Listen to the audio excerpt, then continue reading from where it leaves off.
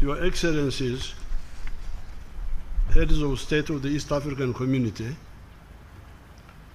the delegation leaders, the Secretary General, members of the Diplomatic Corps, ladies and gentlemen, greetings from the people of Uganda. Thanks for electing me to chair the East African Community Authority for the next 1 year. At this point in history, and given my 65 years of either watching closely or being right in the center of events on our much troubled continent, I feel compelled to use this occasion to bring up the issue of okukonesa, okufubya, miscooking the African Revolution. Okukonesa, kufubya in our languages of the lakes, is a process where the food is not properly or consistently cooked by not applying the necessary heat for the necessary duration, and it ends up being undercooked. Kukona, kufuba. I don't know how they say it in Swahili. You'll give me the Swahili word. The food does not kusya. Kusya is our word there, meaning kuiva. Chakula haiwivi vizuri. The food does not get properly cooked. It becomes emkone. Emkone is the food which is undercooked and you cannot sort it out. It then becomes difficult to cook properly because the insufficient heat initially applied has cooked the food in the wrong direction. The option then is to throw away that food and cook another quantity of food. I have attached a note to this speech from our scientists describing this process, which we the wananchi simply call kukonesa, kufubya, but it's actually science. It is actually science. By 1900, the whole of the African continent had been colonized, except for Ethiopia, which had defeated the Italian imperialists in 1896 at Adowa.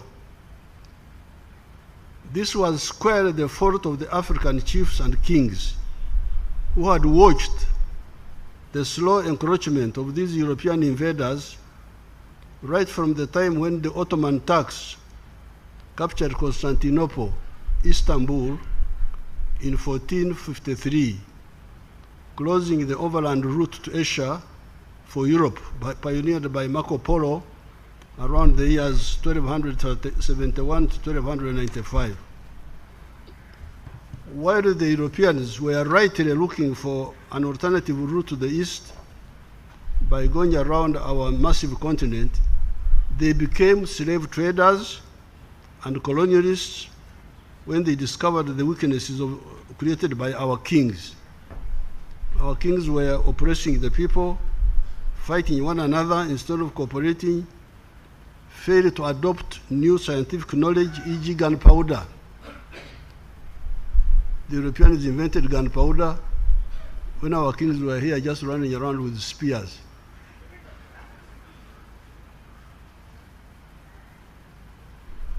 Many of the kings participated in the slave trade, selling our people.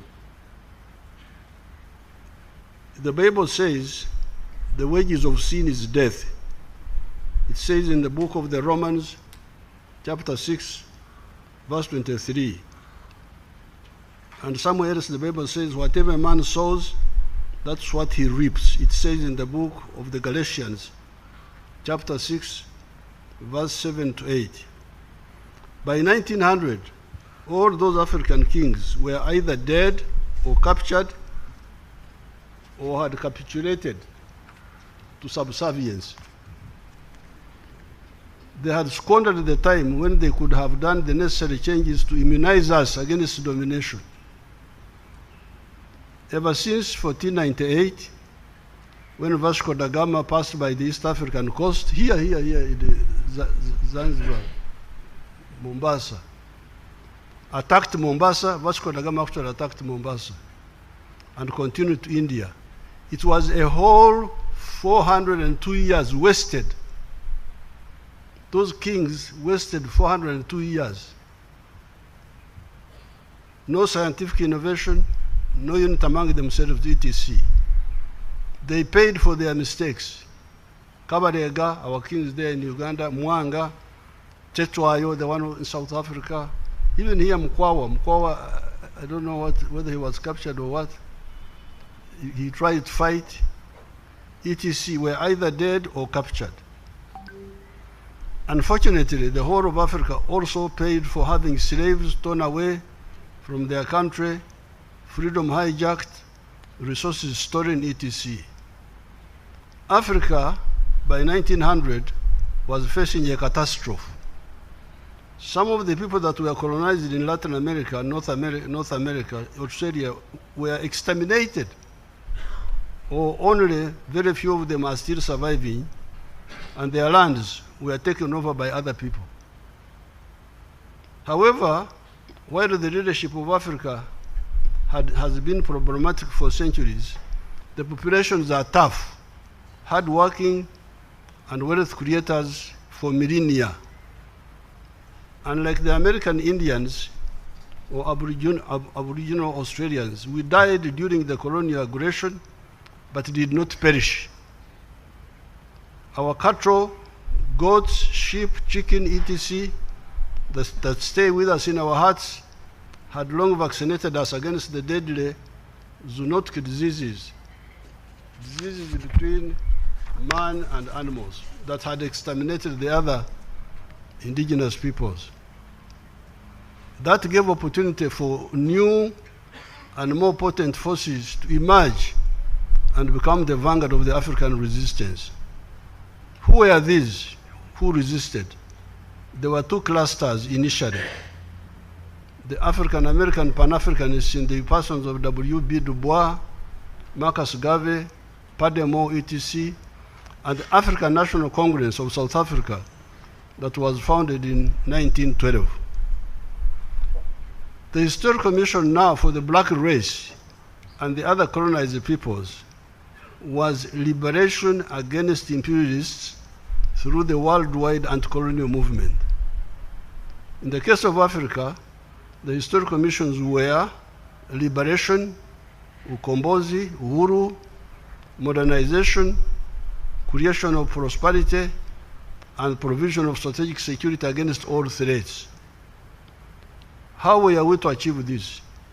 Uhuru na umoja, freedom and unity. Unity, freedom would enable us to control our destiny again. Umoja would enable us to address the issue of prosperity and strategic security. How was prosperity to be achieved, and how is it achieved in other countries? With modern economics, prosperity is achieved through the production and sale of the goods or services that one is capable of producing. To sell, however, you need markets. Producers need buyers to succeed. Producers need buyers to succeed. The more buyers you have, the more prosperous you become. This is where economic integration of East Africa and the whole of Africa comes in. If we do not work on this seriously and without wasting time, we betray our people. We connoisseur the African Revolution, miscooking it. The next question is the issue of strategic security against all possible threats. If we do not understand that, we again betray Africa.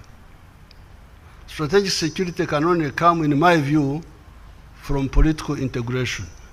Why? Political integration through the creation of the regional federations where possible rationalizes the geography of the defended zone so that we are able to be present in the four spheres of the universe. Four spheres of the universe: land defenses, air defenses, defenses at sea, the Navy, and defenses in space. Apart from rationalizing the geography of the defended area, you need necessary muscle, size of land, natural resources, and population. As we speak today, only 4 countries have been to the moon. These are the USA, China, Russia, and India. There are a number of highly developed countries, but they have not been able to land on the moon. They are still here with us also.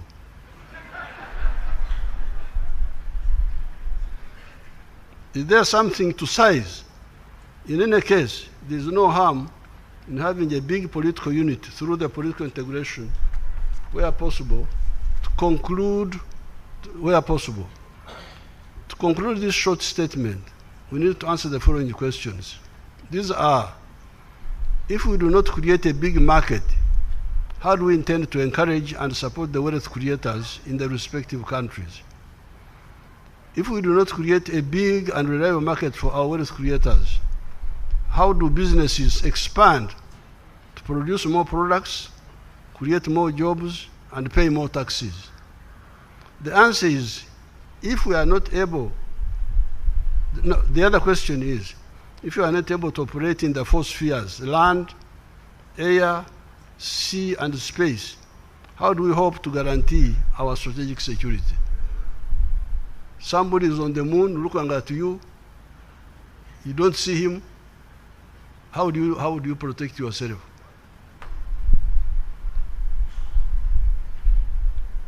The ancient area of Africa, East Africa, given the potential to unite all our people around Swahili language, has the capacity to create prosperity and also ensure the strategic security of the black race.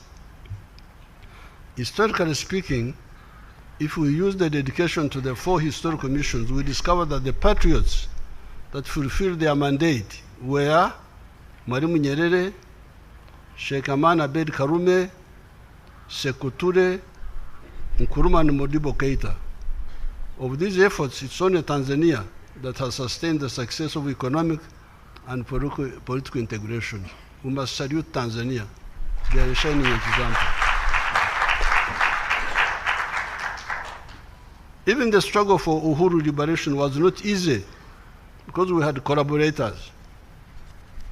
However, mainly because of the combination of the African resistance, ANC of South Africa, the Mau Mau in Kenya, etc., the global anti-colonial movement in Asia and Latin America, the emergence of the socialist camp following the victories of the communists in Russia and China, and the imperialists weakening themselves with their inter-imperial wars of 1914, 1918, 1939, 1945.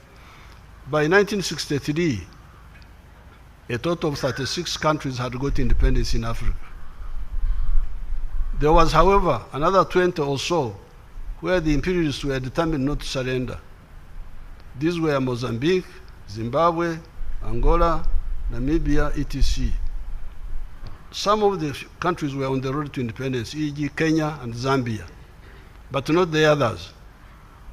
Literal Portugal was saying that Mozambique, Angola, Guinea-Bissau, etc. were not colonies, but overseas provinces of Portugal. In quotes, imagine. Literal Portugal was saying that Mozambique is an overseas province of Portugal. And that the black Africans can become black Portuguese assimilados by forgetting their culture.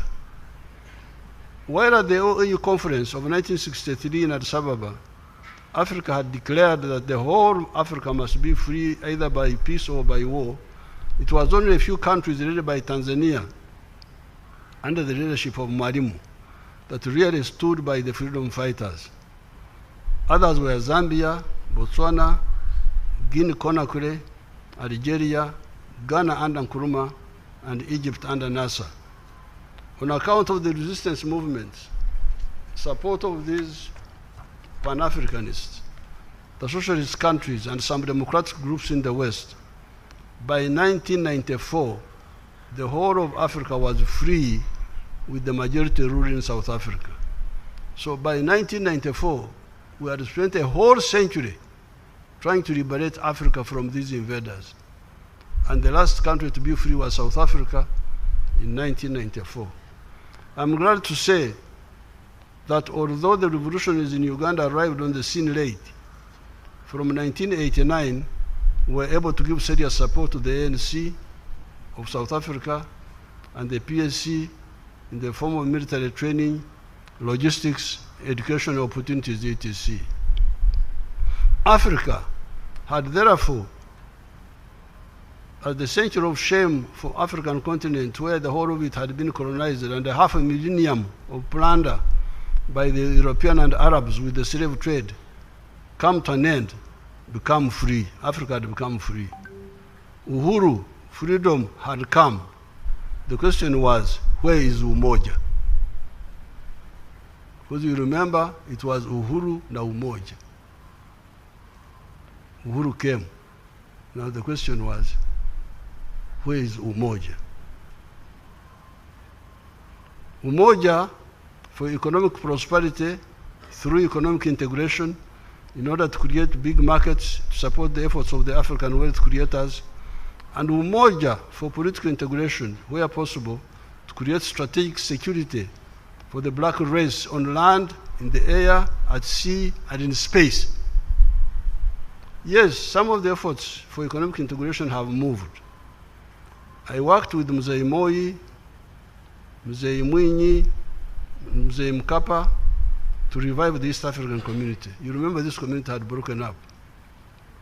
So when we came into government, immediately we started working with Mzee Moi, Mzee Mwinyi, later on Mkapa.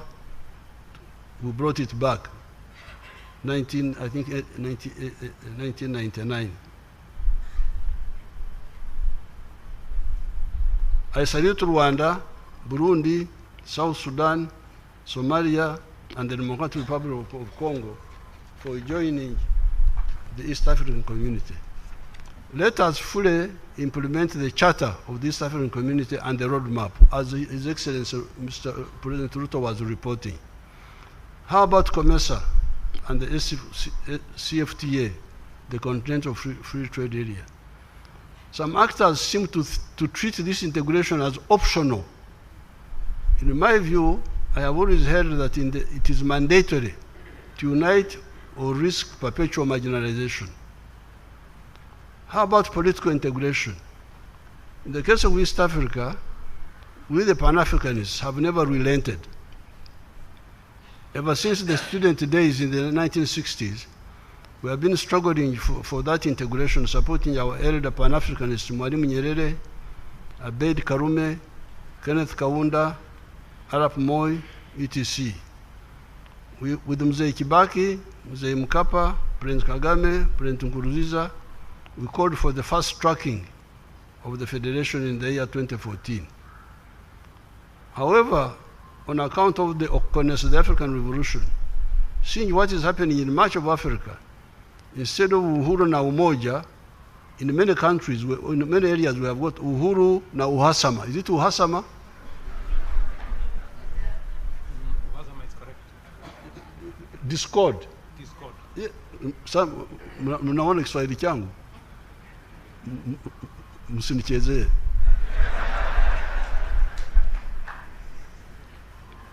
So instead of Uhuru na Umoja, we have Uhuru na Uhasama, freedom and discord. In Uganda, we have a Uganda proverb. It goes like this. Ekitata muhima tekimumala konte. In English, it means that if a muhima, one of the tribes in Uganda, does not die, even if he loses cattle on account of his dedication to cattle keeping, he will do everything possible to get new cattle.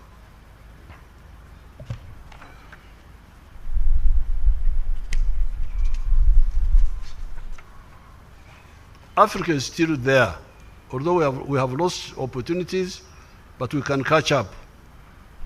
What is the consequence of Uhuru na Uhasama? Uhuru na Uhasama instead of Uhuru na Umoja. Economic stagnation and the suffering of the populations. What is generating the migration of the African youth that are dying in the Mediterranean Sea going to Europe? It is the narrowness of the money economy of Africa that does not create necessary jobs. One of the consequences of not fully integrating our markets, investors get frustrated when they cannot export within even the East African community. The GDP of Africa today, the GDP of the whole of Africa is US dollars 3.6 trillion. The whole of Africa, Africa yote, the GDP is 3.6 trillion. That of the USA is US dollars 31.82 trillion. The GDP of USA is bigger than the one of Africa, more than 10 times. China is now 20.6 trillion. India is US dollars 4.18 trillion. Even little South Korea has got a GDP of US dollars 1.86 trillion. One may ask, why does the little South Korea have the that GDP size? One factor is that South Korea, because of the Cold War politics, benefited a lot from the USA market. However, in our Luganda language we say, Omugo oguli kumulirano chegobango. The stick in the neighbor's house will not help you to scare away the leopard. If the leopard comes to attack you, you are not going to say, I get a stick from the neighbor to chase the leopard. You must have your own stick in your own house. You need your own stick in your own house. You have seen Mr. Trump recently threatening tariffs on South Korea and others. The question we need to ask is, does size of the domestic market matter in terms of attracting investments, domestic or foreign? Because we have got economists, professors, what have you, they are very, very, but I think the size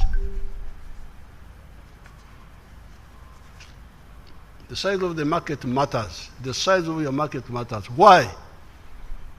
China opened up its economy in 1978, when many of the African countries were already under the pastoralism of the World Bank and the IMF, were already investing, implementing structural adjustment, all those things, etc. The Chinese are still communists. Chinese are communists. Yesterday, today, tomorrow. Yet the economy has attracted US dollars 2.7 trillion from outside since 1978, while the whole of Africa has attracted US dollars 1.8 trillion. The GDP of China in 1978 was US dollars 149 billion. 149 billion, that's what it was in 1978, the GDP of China. It is now US dollars 20.6 trillion. India opened up in the year 1991. Since that time, it has attracted US dollars 1.2 trillion in foreign investments. By that time, the GDP of India was US dollars 270 billion, small. India's GDP is now US dollars 4.18 trillion. The three richest countries in the world today are all big countries, big land mass and big population. While we look for foreign markets, the reliable core market is the internal one. It is guaranteed. The richest countries are the USA, China, and India. I appeal to the youth of East Africa, to go back to Uhuru na Umoja. Recently, I met some Gen Z from Kenya. They came to Uganda. that they are experts in organizing riots.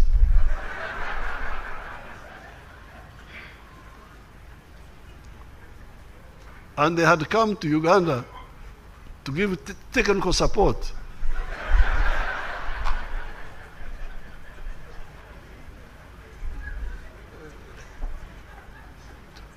to the Ugandan Gen Z, how to riot. But some among the Ugandans said, but you people, why don't we go and see this old man? So these children came. The ones from Uganda and from Kenya, they came. Said, we are experts in riots. I said, okay, I can join you. But what are we rioting for? They said corruption, what? I said, okay, but even if there was no corruption,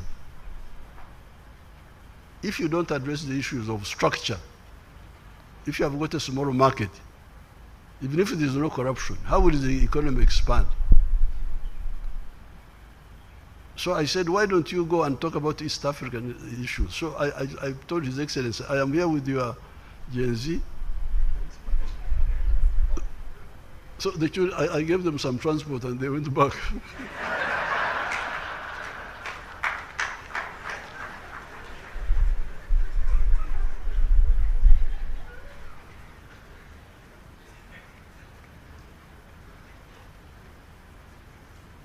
I appeal to the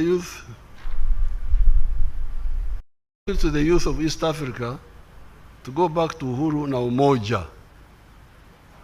This Uhuru na Uhasama is really a disaster. I had the last supper with Mwalimu in a house near here in Arusha. Mr. Butiku and Mr. Marwa Adam were present. When I arrived for the dinner, I saw a Tanzanian girl who spoke Chihaya, whom I knew, standing on the veranda waiting for me. She was one of Mwalimu's aides. I greeted her in the Chihaya, which is close to the dialects of Uganda. Wabonaki, I said. She answered, Tinka bwene kantushana na boneiwe. Abahaya mwachurra. Mwachurra echo. The greeting is in the form of a question. The question is, what have you seen? The answer is, I have seen nothing special except you now. Then I asked, Nokorono Mugurusi, you work with Mzee these days? Her answer was yes. Mwalimu overheard us. He asked, Mnasema lugha gani? Mwalimu asked us, he didn't know. What language are you speaking? I explained to Mwalimu that all the dialects up to Mwanza are close to Runyankore, my dialect. I was surprised Mwalimu did not know that. Ladies and gentlemen, a key obstacle to trade in our region is the ever-evolving non-tariff barriers that continue to hinder effective trade between and among partner states. Eliminating NTBs, enhancing infrastructure connectivity, and regulatory harmonization remain a key priority among my stewardship of the community. I am therefore pleased to inform you that our concerted efforts to eliminate non-tariff barriers have yielded results, with the number of reported barriers declining by about 56% from 61 NTBs in 2024 to 27 NTBs in 2025. I am sure that my successor is going to drive this effort into the future to ensure that we eliminate roadblocks and barriers to trade between our partner states. Further, it is encouraging to note that the community continues to harmonize regulatory frameworks to facilitate implementation of commitments under the customs union and the common market to support and enhance trade among partner states. As a result, partner states have developed procedures in sanitary, and phytosanitary measures, compilation and dissemination of statistics, and common procedures for notification among partner states on national regulatory measures introduced by partner states.